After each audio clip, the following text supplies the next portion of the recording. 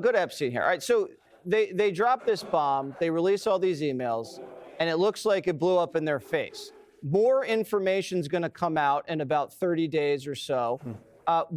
What is that? The flight manifests, the FBI investigative files, what?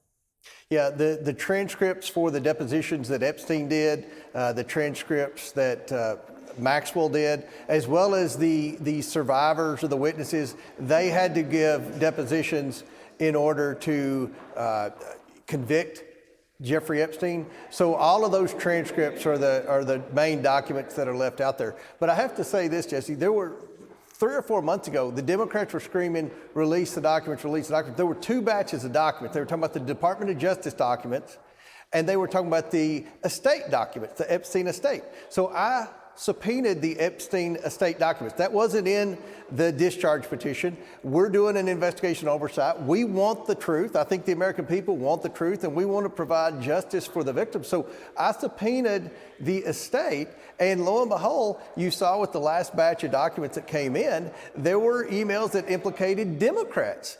2 Democrat members of Congress, Hakeem Jeffries, the minority leader, his campaign was soliciting funds from Epstein, even told him they would meet privately with Epstein if he would make a big enough donation. And then you saw Stacey Plaskett communicating with Epstein to try to hurt Donald Trump. And think about this, a few months after that communication between Plaskett and Epstein, Jamie Raskin named Stacey Plaskett as an impeachment manager.